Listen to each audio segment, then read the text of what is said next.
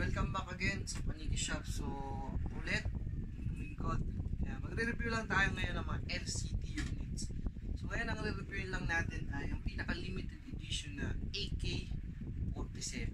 So, ang LCT-47. So, ito siya.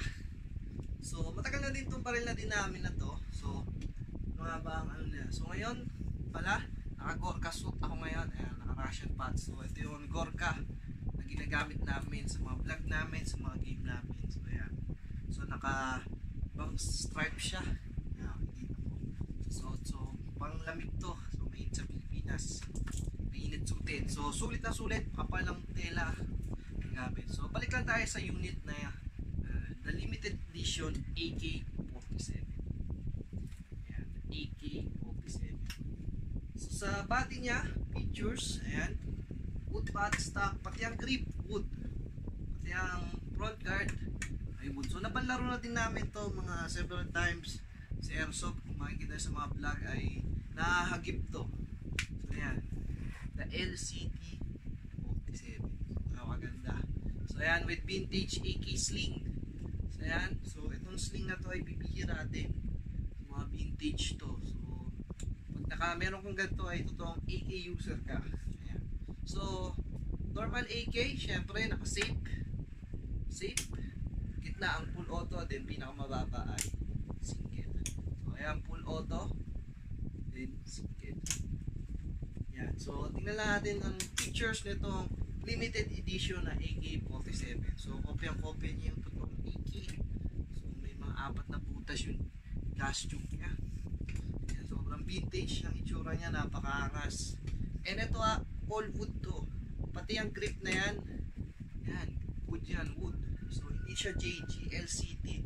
So, limited edition to. Ang price nito ay kung pagkakakuha namin dito ay nasa 30 plus.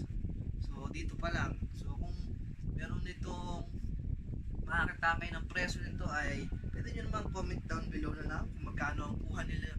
Kuha nyo dito kung meron kayong gantong limited edition AK-47. So, yan. So, upgraded na din to.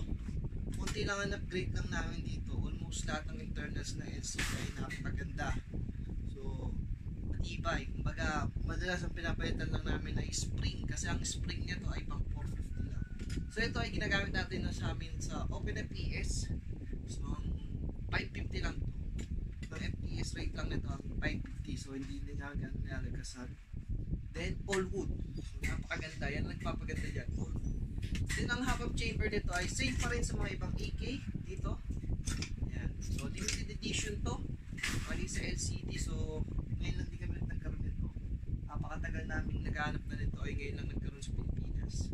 So, ngayon lang namin din na-review pero nalaro na namin ito several times. So, ayan. May mga tama na din siya ng BBs. Ayan. Tama yan sa mga open FPS game. So, serial number nito ay 43. So, ayan, LCT-43. Yung serial number nyo sa ilalim. Ayan.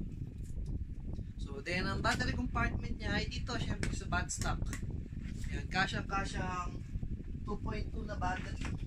So, ang ginagamit namin battery dito ay Blitz. So, pit na pit siya sa loob dyan. Safe na safe. Blitz na 50 to 100C. Yan, kasi yung 25C ay parang hirap ang motor. So, ang gamit namin motor din pala dito ay pinuntan din namin yung Chenli 2500.